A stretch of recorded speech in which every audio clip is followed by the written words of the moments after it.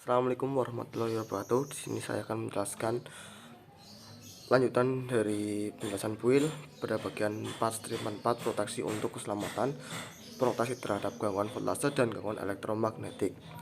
Untuk selanjutnya saya meneruskan pada bagian 444.7 sistem manajemen kabel. Secara umum, sistem manajemen kabel tersedia dalam bentuk logam dan non-logam. Sistem manajemen logam menawarkan berbagai tingkat proteksi EMI yang diperluas asalkan dipasang sesuai dengan pedoman pemasangan. Selanjutnya, pedoman desain. Pilihan bahan dan bentuk sistem manajemen kabel tergantung pada pertimbangan berikut. A. Kuat medan elektromagnetik sepanjang jalur atau kedekatan sumber pengganggu konduksi dan radiasi elektromagnetik. B. Tingkat emisi konduksi dan radiasi yang berlaku. C. Jenis kabel seperti berscreen, pilin, atau serat optik. D. Imunitas perlengkapan yang dibutuhkan ke sistem kabel TI. E. Gangguan lingkungan lain seperti kimia, mekanis, iklim, kebakaran, dan sebagainya. F. Setiap perluasan sistem kabel TI yang akan datang. Selanjutnya, pedoman pemasangan. Pertama, sistem manajemen kabel logam atau komposit yang khusus dirancang untuk keperluan KEM. Sistem manajemen kabel logam atau komposit yang dirancang khusus untuk keperluan KEM harus selalu dihubungkan ke sistem ikatan ekuipotensial lokal di kedua ujung. Untuk jarak jauh, yaitu lebih besar dari 50 meter, direkomendasikan hubungan tambahan ke sistem ikatan ekuipotensial. Semua hubungan harus pendek mungkin jika sistem manajemen kabel dikonstruksi dari berbagai elemen. Sebaiknya diperhatikan untuk memastikan kontinuitas dengan ikatan efektif antara elemen berdekatan. Lebih disukai elemen sebaiknya dialas bersama sepanjang perimeter penuhnya. Selanjutnya, sambungan paku keling, baut, atau skrup diizinkan asalkan permukaan kontak adalah pengantar yang baik, yaitu yang tak mempunyai penutup cat atau insulasi sehingga dilindungi terhadap korosi dan dipastikan terjadi kontak listrik yang baik antara elemen yang berdekatan. Bentuk rak logam sebaiknya dipertahankan pada seluruh panjangnya. Semua interkoneksi harus mempunyai impedans rendah. Hubungan kawat tunggal pendek antara dua bagian sistem manajemen kabel akan menyebabkan impedans lokal tinggi dan karena itu terjadi degradasi kinerja KEM. Untuk selanjutnya, yang kedua, sistem manajemen kabel non logam. Jika perlengkapan yang dihubungkan ke sistem kabel dengan kabel near screen tidak dipengaruhi oleh gangguan frekuensi rendah, kinerja sistem manajemen kabel non logam ditingkatkan dengan memasang kawat tunggal di dalamnya, seperti konduktor, ikatan ekuipotensial, pintas. Kawat harus secara efisien dihubungkan ke sistem pembumian perlengkapan pada kedua ujungnya. Misal, di atas panel logam lemari perlengkapan. Konduktor ikatan ekuipotensial pintas harus dirancang untuk menahan arus besar, mode bersama, dan arus gangguan teralih. Yang untuk selanjutnya, bagian 445 proteksi terhadap voltase kurang. Yang pertama, persatuan umum. Pertama, jika drop voltase atau hilang voltase dan restorasi berikutnya dari voltase dapat menimbulkan situasi berbahaya untuk manusia dan atau properti, harus dilakukan tindakan pencegahan yang sesuai. Tindakan pencegahan juga tidak harus dilakukan jika bagian instalasi atau pemanfaatan listrik dapat rusak karena drop voltase. Gawai proteksi voltase kurang tidak disyaratkan jika kerusakan instalasi atau pemanfaatan listrik dianggap pada risiko yang dapat diterima, asalkan tidak terjadi bahaya untuk manusia. Yang kedua, operasi gawai proteksi voltase kurang dapat ditunda jika operasi peranti yang diproteksi memungkinkan pemutusan hilang voltase singkat tanpa bahaya. 3. Jika gunakan kontaktor penundaan pada buka dan tutup baliknya tidak boleh menghalangi diskoneksi saat oleh gawai kendali atau proteksi. Yang selanjutnya, keempat, karakteristik gawai proteksi voltase kurang harus kompatibel dengan persyaratan standar IEC untuk penghasutan dan penggunaan perlengkapan. Jika penutupan balik gawai proteksi mungkin menimbulkan situasi berbahaya, penutupan balik tidak boleh diotomatis. Selanjutnya, lampiran A atau informatif.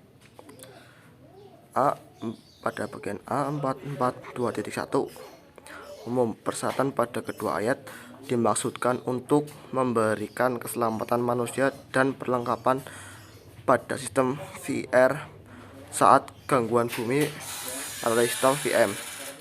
Gangguan antara sistem pada voltase berbeda tersebut dapat terjadi pada sisi VM gardu distribusi yang menyuplai sistem VR melalui sistem distribusi yang beroperasi pada VM.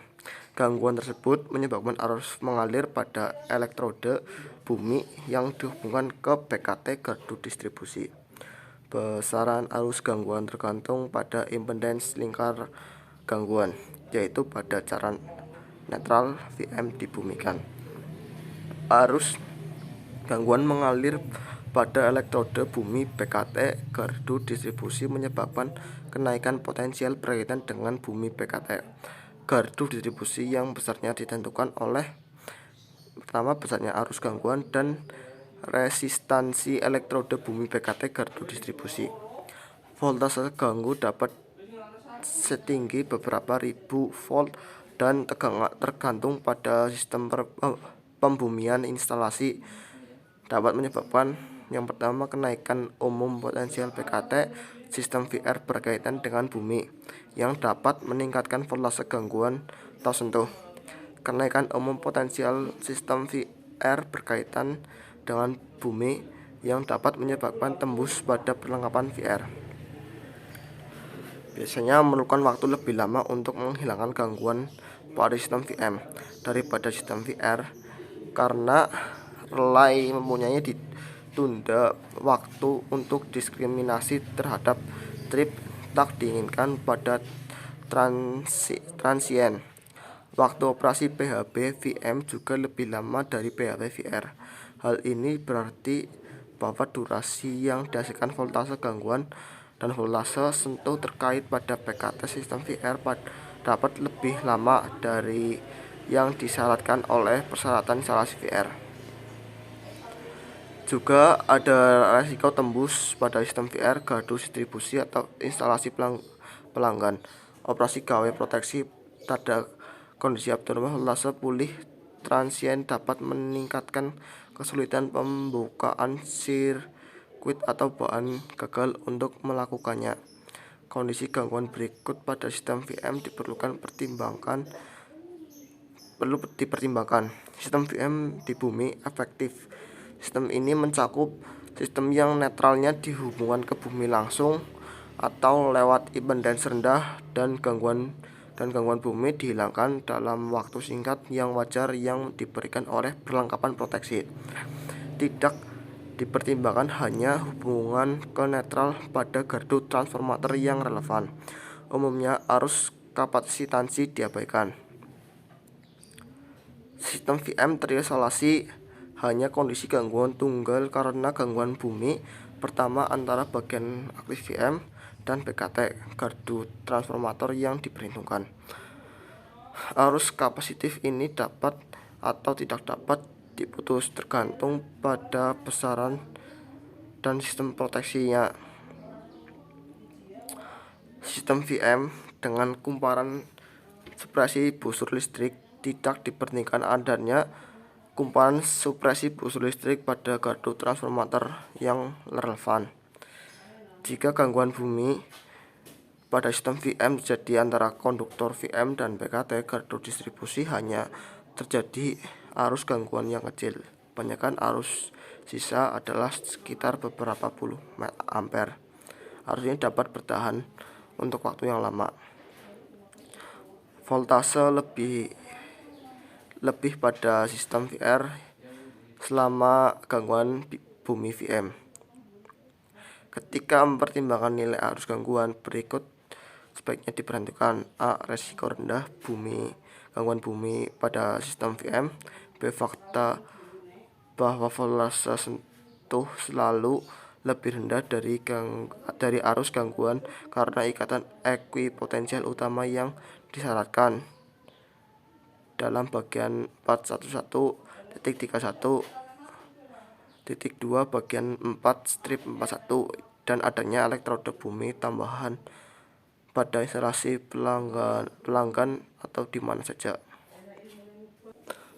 Lampiran B. Informatif. Pedoman kendali voltase lebih oleh GPS yang diterapkan pada lin udara. Sebagai contoh, tindakan berikut dapat diterapkan. Dalam hal jaringan distribusi suplai udara, proteksi voltase lebih dipasang pada titik sambungan jaringan dan khususnya pada ujung setiap penyulang yang lebih panjang dari 500 meter. Gawai proteksi voltase lebih atau GPVL sebaiknya dipasang di setiap jarak 500 meter sepanjang lin distribusi suplai. Jika antara GPVL sebaiknya kurang dari 1000 meter. B. Jika jaringan distribusi suplai dipasang sebagian sebagai jaringan udara dan sebagian sebagai jaringan bawah tanah, proteksi voltase lebih pada lin udara sebaiknya diterapkan sesuai dengan A. Di setiap titik transisi dari lin udara ke bawah tanah. C. Pada jaringan distribusi TN yang menyuplai instalasi listrik jika proteksi terhadap sentuh tidak langsung diberikan oleh diskoneksi suplai otomatis konduktor pemberian GPVL yang dihubungkan ke konduktor lin, dihubungkan ke konduktor PEN atau konduktor PE. D. Pada jaringan distribusi IT mempunyai instalasi listrik jika proteksi terhadap sentuh tak langsung diberikan instalasi diskoneksi suplai otomatis. GPVL diberikan untuk konduktor lin dan konduktor netral. Pada tempat di mana konduktor netral jaringan suplai dibumikan efektif, GPVL untuk konduktor netral tidak diperlukan. Berikut tabel kemungkinan berbeda untuk sistem IT dengan memperhitungkan gangguan pertama dalam instalasi VR. Berikutlah tabelnya. Ya, untuk lampiran C normatif, penentuan pada panjang konvensional D dengan metode diserahkan ini berdasarkan IEC 61662. D sama dengan D1 plus D2 per Kg plus D3 per atau KT. D dengan konveksi dibatasi hingga 1 km. Dengan D1 adalah panjang lin suplai udara VM dari struktur dibatasi hingga 1 km. D2 panjang lin near screen bawah tanah VR seluruh struktur dibatasi dengan 1 km. D3 adalah panjang lin suplai untuk VM dari struktur dibatasi hingga 1 km. Panjang lin bawah tanah VM diabaikan. Panjang lin bawah tanah VR bar screen diabaikan. Kg sama dengan 4 adalah faktor reduksi yang didasarkan pada rasio pengaruh sambaran antar lin udara dan kabel near screen bawah tanah. Dihitung untuk resistivitas tanah 250 ohm. KT 4 adalah faktor reduksi tipikal untuk transformator. Ya, untuk selanjutnya bagian 5-51 pemilihan dan pemasangan perlengkapan listrik persyaratan umum.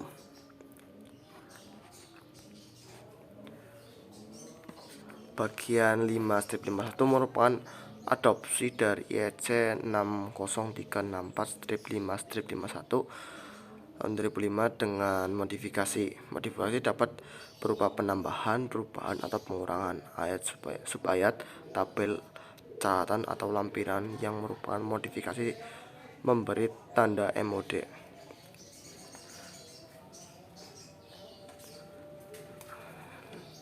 Ya, selanjutnya pada bagian 510 pendahuluan. Ruang lingkup bagian 5-51 mencakup pemilihan perlengkapan dan pemasangannya. Standar ini menyiapkan persyaratan umum agar sesuai dengan tindakan proteksi dan keselamatan, persyaratan agar berfungsi dengan benar untuk penggunaan instalasi yang dimaksudkan, dan persyaratan yang sesuai terhadap pengaruh eksternal yang akan dihadapi. Untuk selanjutnya, acuan normatif. Acuan dokumen normatif berikut sangat diperlukan untuk penerapan dokumen ini. Untuk acuan bertanggal, hanya berlaku edisi yang mengacu. Untuk acuan tanpa tanggal, berlaku edisi terakhir dari dokumen atau termasuk amandemennya yang mengacu. Selanjutnya, mod umum. Setiap jenis perlengkapan harus dipilih dan dipasang sedemikian sehingga dapat sesuai dengan persyaratan yang dinyatakan dalam ayat-ayat berikut dari bagian 5-51 dan persyaratan relevan dalam bagian lain buil. Selanjutnya, bagian 5.1 kesesuaian dengan standar. 1. Setiap bagian perlengkapan harus memenuhi standar terkait dengan sebagai tambahan. Memenuhi standar ISO yang dapat diterapkan. Bila tidak ada standar ISO yang dapat diterapkan, bagian perlengkapan terkait harus dipilih dengan kesepakatan khusus antara personel yang menentukan spesifikasi dan instalator. Terus yang selanjutnya, bagian 5.1.2 kondisi operasional dan pengaruh eksternal.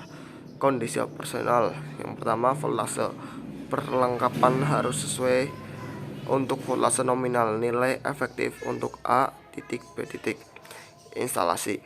Jika dalam instalasi IT, konduktor netral di distribusi, perlengkapan yang dihubungkan dalam fase dan netral harus diinsulasi untuk voltase antar fase. Catatan: untuk perlengkapan tertentu mungkin diperlukan untuk memungkinkan voltase tertinggi dan atau terendah yang mungkin terdapat dalam pelayanan normal. Selanjutnya, 2. Arus. Perlengkapan harus dipilih untuk arus desain atau nilai efektif untuk A titik B yang harus dihantarkan dalam pelayanan normal. Perlengkapan juga harus mampu untuk menghantarkan arus yang mungkin mengalir dalam kondisi abnormal untuk periode waktu yang ditentukan oleh karakteristik dari pegawai proteksi. Yang ketiga, frekuensi. Jika frekuensi mempunyai pengaruh pada karakteristik perlengkapan, frekuensi pengenal perlengkapan harus sesuai dengan frekuensi arus dalam sirkuit terkait.